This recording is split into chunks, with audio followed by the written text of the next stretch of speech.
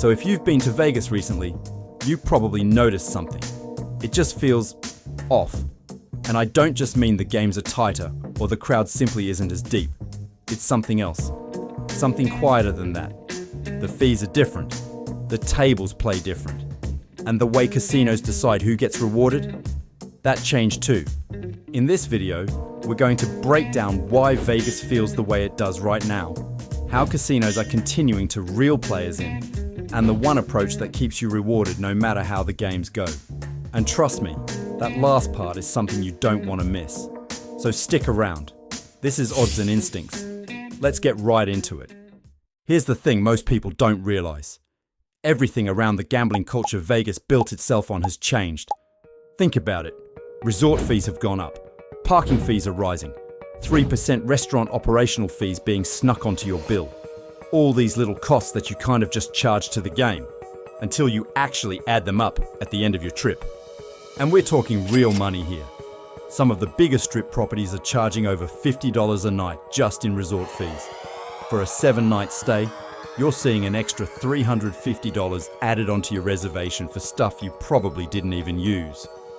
So when people say Vegas feels tighter than it used to, what they're really saying is this: the trip costs more now, and by the time you actually start playing, your budget is already smaller than you planned. That same $2,000 in spending money doesn't stretch like it used to. There's a lot more friction eating into it before you even get started at the tables and slots. Take roulette.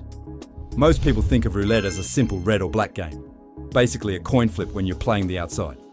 But a lot of casinos like Excalibur, New York, and many others have been rolling out more tables with 000 wheels. To make things even crazier, there are a lot of people who genuinely believe that an extra zero is another way to win instead of another way to lose. Shit's getting out of hand. Blackjack tells a pretty similar story. 3 to 2 tables are falling more into promos than the norm on the strip, especially ones with lower limits. You might catch them at casinos near and off the strip, but expect at least a $25 minimum for most 3 to 2 tables on the strip. It's really the 6 to 5 tables that are getting all the traffic. And it's crazy because most don't even know they're playing at one until they've already bought in for the first hand. Nobody's putting up a big sign that says, "Hey, this table pays less." What, really? No way. You're just getting Let hit me with see. flashy sounding jackpots that are really ads for terrible blackjack odds. This is the stuff people feel when they play. You might not always be able to explain it, but you'll know something's off. And you're right.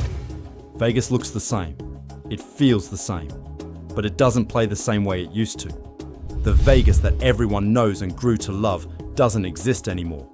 It's 2026, and times have changed while the model stays the same. Casinos aren't trying to wipe you out in one hand. They're not hoping you lose everything in the first hour. What they actually want is your time. Time at the table.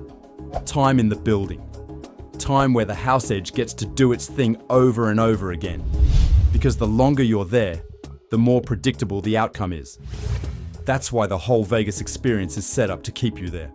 And yes, that means the free drinks won't die off anytime soon for those that are able to flag a waitress down if you're wondering. The games are designed to keep you seated.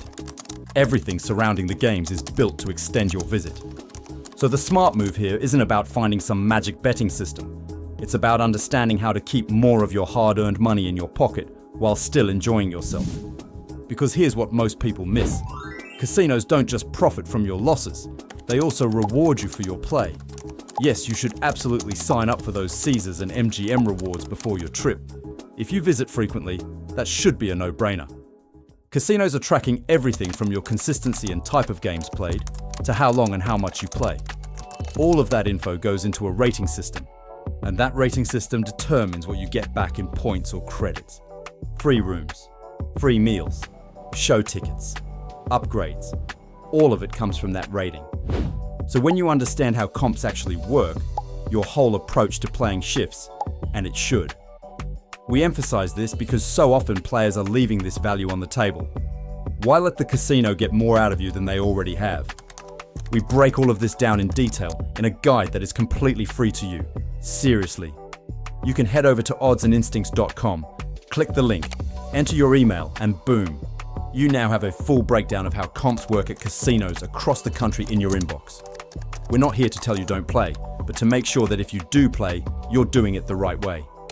Hit the like button, subscribe, and drop a comment for more.